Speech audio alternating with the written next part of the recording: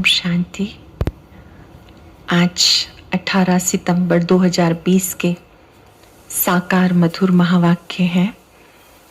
आज के मधुर महावाक्यों में सबसे पहले तो हमें शुक्रिया दिवस पर बाबा का शुक्रिया करना है।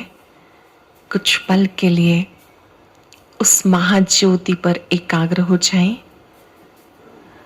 उनके एहसान, उपकार दिल में स्मरण करते हुए दिल से आवाज आए, बाबा आपका बहुत बहुत शुक्रिया। आप हमें प्रतिदिन नई नई शिक्षाएं, सावधानियां देकर हमारे जीवन को सुखद बना रहे हैं। आपका प्यार पाकर हम धन्य हुए। आपकी मुरली सुनकर धन्य हुए। आपका शुक्रिया। शुक्रिया दिवस पर आज पल पल हर श्वास में, हर संकल्प से बाबा का थैंक्स स्वतः निकलता रहे। आज के मधुर महावाक्यों में बाबा ने हम सबको याद दिलाया कि आपका स्वधर्म है शांत।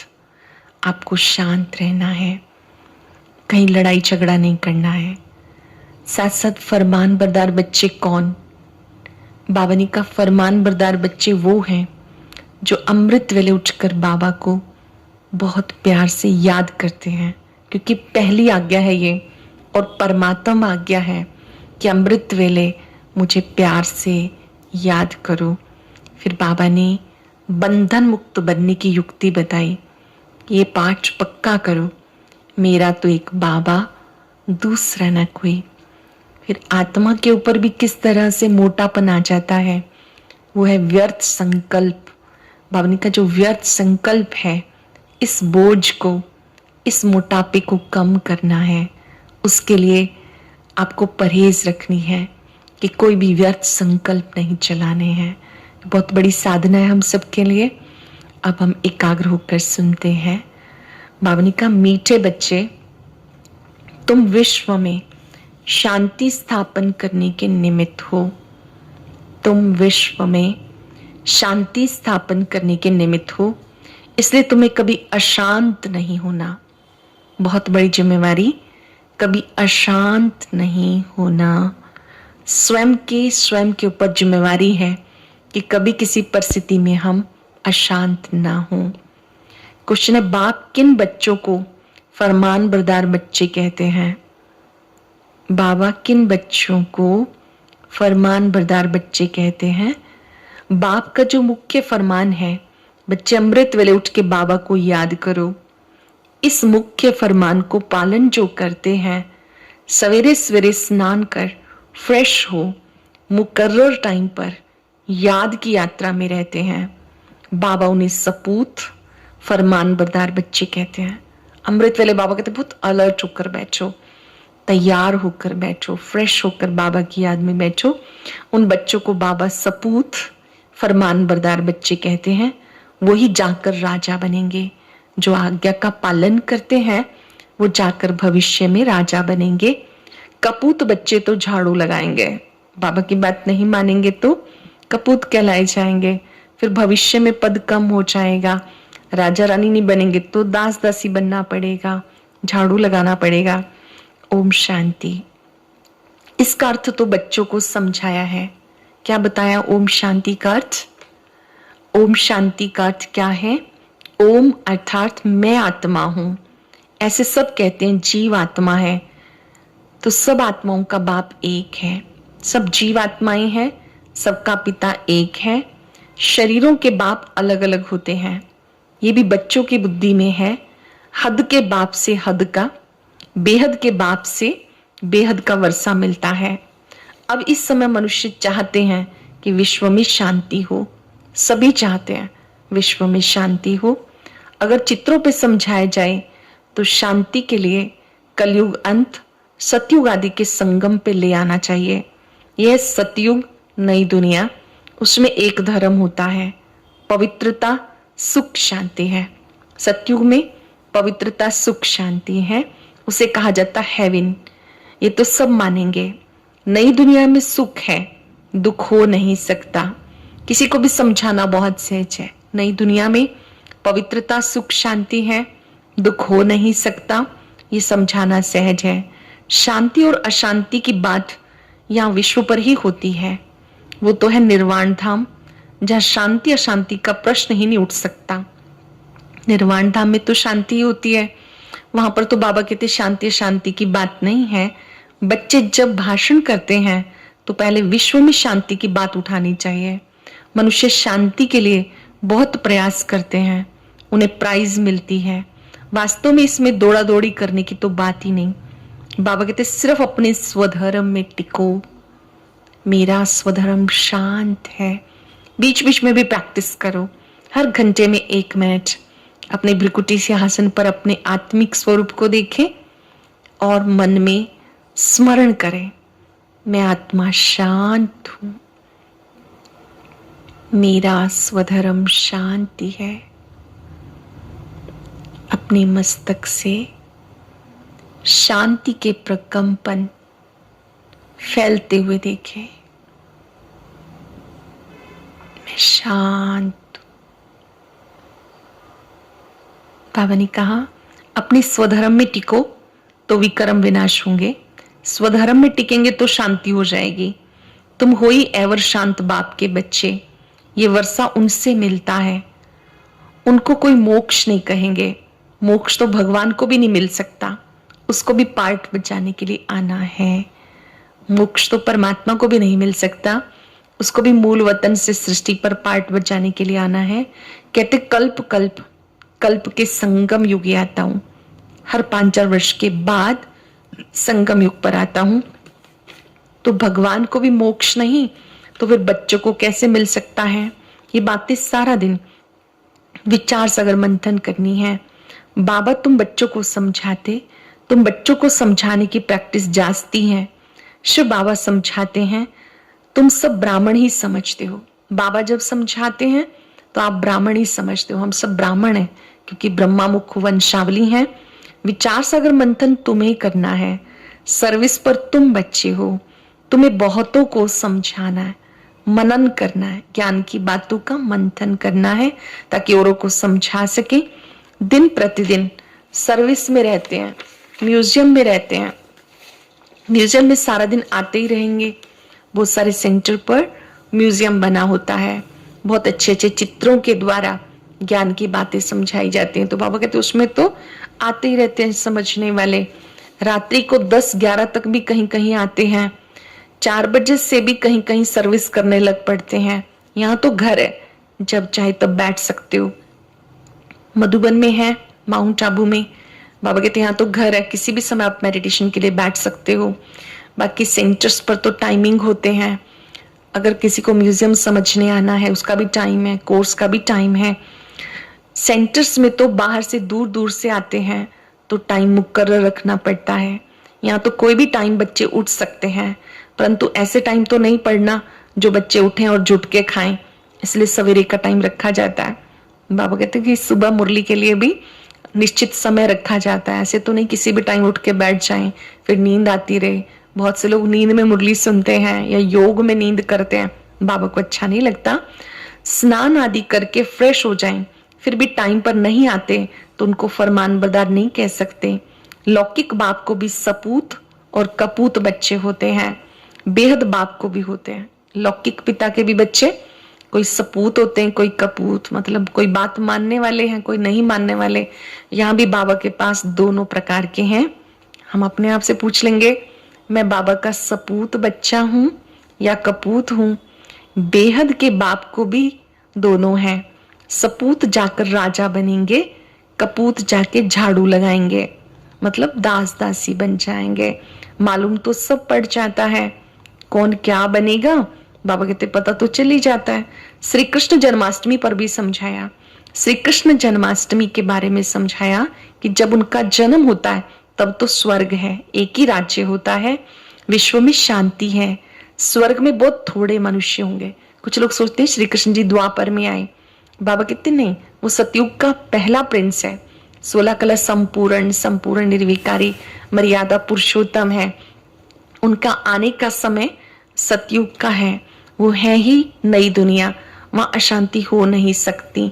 शांति तब है जब एक धर्म है, जो धर्म बाप स्थापन करते हैं। बाद में जब और धर्म आते हैं तो अशांति हो जाती है। वहां है 16 कला संपूर्ण। चंद्रमा भी जब संपूर्ण होता है तो कितना शोभता है, उसे फुल मून कहते हैं। त्रेता में 3/4 कहेंगे, खंडित हो गया, 2 कला कम हो गई। संपूर्ण शांति सतयुग में होती है। 25% पुरानी सृष्टि होगी तो कुछ ना कुछ खिटपिट होगी, 2 कला कम होने से शोभा कम हो गई। स्वर्ग में बिल्कुल शांति, नरक में अशांति। सतयुग में 16 कलाएं हैं, त्रेता में 14 कला, थोड़ा सा नीचे आ जाते हैं। सतयुगी दुनिया सतो प्रधान है तो त्रेता सतो सामान्य। ये समय है जब मनुष्य विश्व में शांति चाहते हैं। इससे आगे ये आवाज नहीं था कि विश्व में शांति हो, अभी आवाज निकला, विश्व में शांति हो रही है। आत्मा चाहती है विश्व में शांति होनी चाहिए। मनुष्य देहाभिमान में होने के कारण सिर्फ कहते हैं विश्व में शांति हो। 84 जन्म पूरे हुए, बाबा आके समझाते, बाबा को ही याद करते हैं। वह कभी किस रूप में आकर स्वर्ग की स्थापना करेंगे, उनका नाम है हेवनली गॉड फादर। ये किसी को पता नहीं है कि वो हेवन कैसे रचते हैं। बाबा को स्वर्ग का रचयिता कहते हैं, लेकिन वो स्वर्ग कैसे रचते हैं नहीं जानते। श्री कृष्ण तो रच ना सके, उनको कहा जाता देवता। मनुष्य देवताओं को नमन करते हैं, उनमें दैवी गुण है इसलिए देवता कहते हैं। देवी देवताओं में दैवी गुण है इसलिए देवता कहते हैं। अच्छे गुण वाले को कहते हैं ये तो जैसे देवता है। लड़ने झगड़ने वाले को कहेंगे, क्या कहेंगे? लड़ने झगड़ने वाले को असुर कहते हैं। बच्चे जानते हम बेहद बाबा के सामने बैठे हैं। शिव बाबा बेहद का बाबा है, अनलिमिटेड बच्चे हैं उनके, उन्हें बेहद का बाबा कहते हैं, हम उनके सामने हैं। तो बच्चों की चलन कितनी अच्छी होनी चाहिए। अज्ञान काल में भी बाबा का देखा हुआ है। ब्रह्मा बाबा बता रहे हैं कि बाबा ने ऐसे परिवार देखे हुए हैं, 6-7 कुटुंब इकट्ठे रहते हैं, एकदम खीरखंड होके चलते हैं।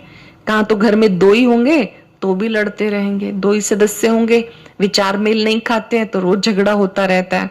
तुम हो ईश्वरीय संतान, तुम्हें बहुत बहुत खीरखंड होके रहना है, बहुत प्यार से रहना है। क्यों रहना है? क्योंकि हम ईश्वरीय संतान हैं। कूट कूट के पक्का करेंगे। बाबा ने कल भी कहा कि तुम मेरे बच्चे हो तो तुम्हें किसी को दुख नहीं देना, बल्कि खीरखंड होके रहना है।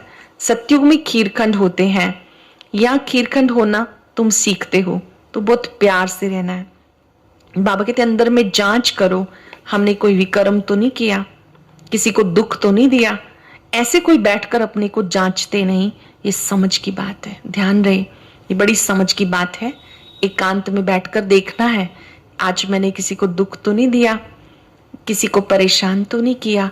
अगर आज के दिन में मुझसे कुछ गलती हुई तो बैठ करके स्वीकार करना है, बाबा को सच बताना है। बाबा ने कहा ऐसे कोई बैठते नहीं है कि बैठ के अपनी गलतियां विचार करें। बैठेंगे तो दूसरे की गलतियों पर विचार करते हैं, अपने ऊपर नहीं करते हैं।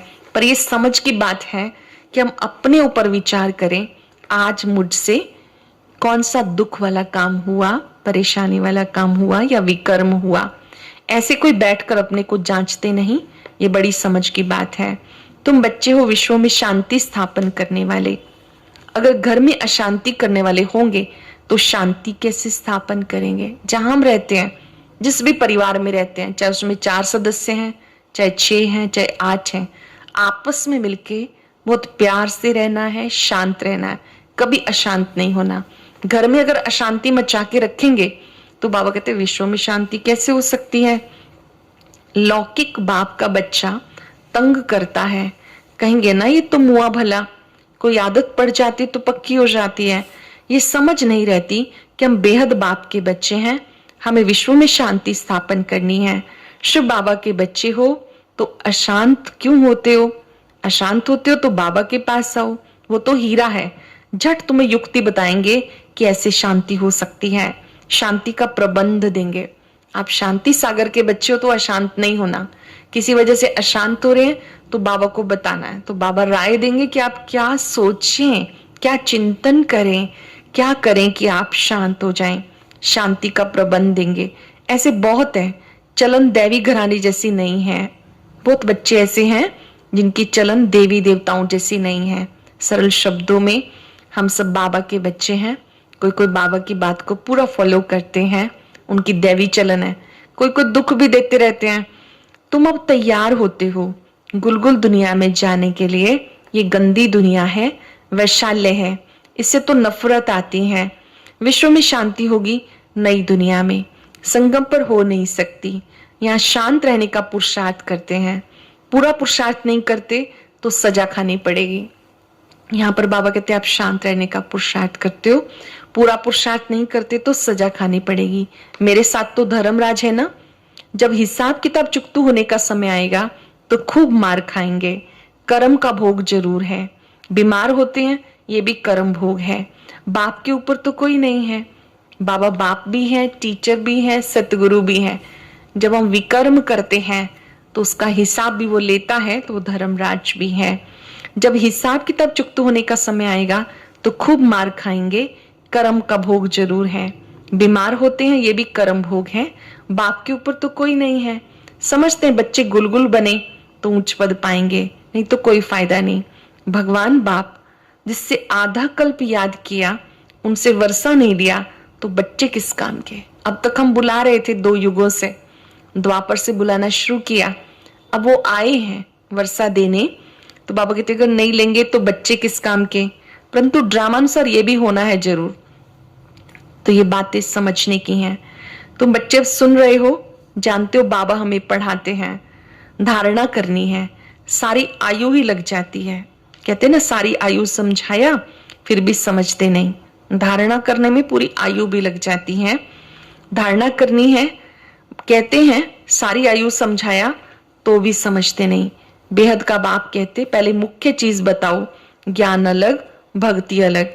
आधा कल्प है दिन, आधा कल्प रात। शास्त्रों में कल्प की आयु उल्टी लिख दी, तो आधा कल्प भी हो नहीं सकते। तुम्हारे में कोई शास्त्र आदि पढ़े हुए नहीं है तो बहुत अच्छा। पढ़े हुए होंगे तो संशय उठाते रहेंगे। शास्त्र अध्ययन किए हुए हैं तो पुराना ज्ञान भी तंग करता रहता है। संशय उठाते रहेंगे, प्रश्न पूछते रहेंगे। वास्तव में जब वानप्रस्थ अवस्था होती है तब भगवान को याद करते हैं, कोई ना कोई की बात, कोई ना कोई मत से। फिर गुरु करते हैं, वो भक्ति सिखाएंगे। भक्ति मार्ग में गुरु करते हैं तो वो भक्ति सिखाएंगे। ऐसे कोई नहीं जो भक्ति ना सिखाए। उनमें भक्ति की ताकत है, तब इतने फॉलोअर्स बनते। फॉलोअर्स को भक्त पुजारी कहेंगे। यहाँ सब है पुजारी, वहां पुजारी कोई होता नहीं। भगवान का भी पुजारी नहीं बनता। अनेक पॉइंट समझाई जाती। धीरे धीरे तुम बच्चों में भी समझाने की ताकत आती जाएगी। बाबा का बाबा सदा पूज्य है, एवर पूज्य है। आप पूज्य और पुजारी बनते हो, बाबा सदा पूज्य है। इन बातों को समझाने के लिए भी ताकत चाहिए। धीरे धीरे तुम बच्चों में भी आती जाएगी। अब तुम बताते हो श्री कृष्ण आ रहा है। सत्युग में जरूर श्री कृष्ण होगा, नहीं तो वर्ल्ड की हिस्ट्री ज्योग्राफी कैसे रिपीट होगी। सिर्फ एक श्री कृष्ण तो नहीं होगा। यथा राजा रानी तथा प्रजा, समझ की बात है। तुम बच्चे समझते हो हम बाबा के बच्चे हैं। बाप वर्षा देने आए हैं। स्वर्ग में सब नहीं आएंगे, न त्रेता में सब आ सकते।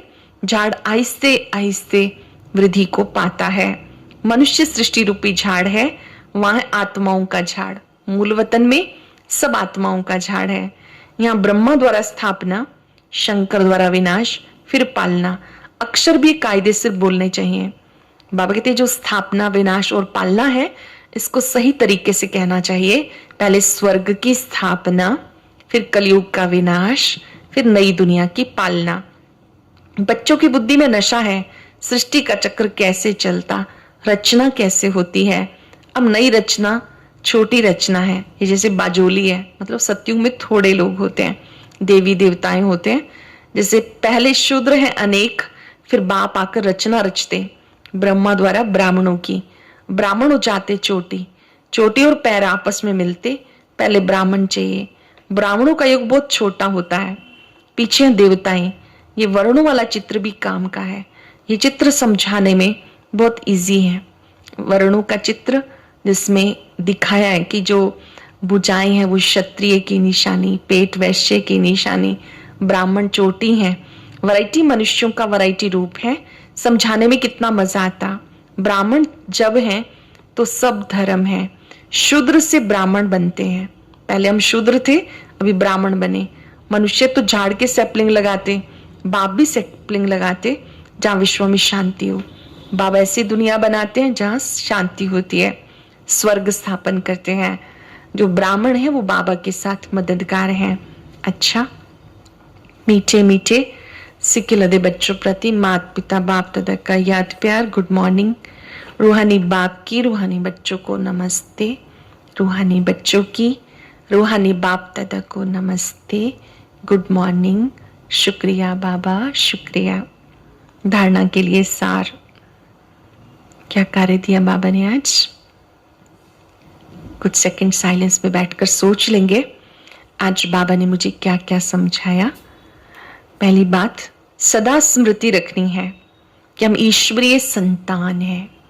पक्का याद रखना है, मैं ईश्वरीय संतान हूं। हमें क्षीरखंड होकर रहना है, किसी को दुख नहीं देना है। अंदर में जांच करनी है, हमसे कोई विकर्म तो नहीं होता। ये रोज चार्ट चेक करना है कि हमसे कोई विकर्म तो नहीं होता, अशांत तो नहीं, या अशांति फैलाने की आदत तो नहीं। आज मैं स्वयं अशांत तो नहीं हुआ, किसी को अशांत तो नहीं किया, दुख तो नहीं दिया। यह रोज चेक करना है। बहुत सुंदर वरदान है।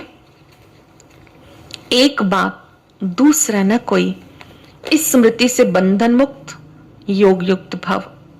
एक बाप दूसरा न कोई, इस स्मृति से बंधन मुक्त योग युक्त भव। अब घर जाने का समय है, इसलिए बंधन मुक्त योग युक्त बनो। अब क्योंकि घर जाना है परम धाम, तो बंधन मुक्त बनो, योग युक्त बनो। बंधन मुक्त अर्थात लूज ड्रेस, टाइट नहीं। ऑर्डर मिला, सेकंड में गया। ऐसे बंधन मुक्त योग युक्त स्थिति का वरदान प्राप्त करने के लिए सदा स्मृति रहे वायदा, एक बाप दूसरा न कोई। क्योंकि घर जाने के लिए या सत्युगी राज्य में आने के लिए इस पुराने शरीर को छोड़ना पड़ेगा। तो चेक करो, ऐसे एवरेडी बने हैं या अब तक कुछ रस्सियां बंधी हुई हैं। ये पुराना चोला टाइट तो नहीं। खुद को खुद चेक करें कि देह भान इतना पक्का तो नहीं, बाबा को हम भूल तो नहीं चाहते। एक बाप दूसरा न कोई, इस स्मृति से बंधन मुक्त भी बनेंगे, योग युक्त भी बनेंगे। स्लोगन है, बहुत ही प्रैक्टिकल करने योग्य बात। व्यर्थ संकल्प रूपी एक्स्ट्रा भोजन नहीं करो तो मोटेपन की बीमारियों से बच जाएंगे। व्यर्थ संकल्प रूपी एक्स्ट्रा भोजन नहीं करना तो मोटेपन की बीमारियों से बच जाएंगे। अभ्यास करेंगे, मैं बंधन मुक्त आत्मा हूं। बंधन मुक्त ही योग युक्त हो सकता है।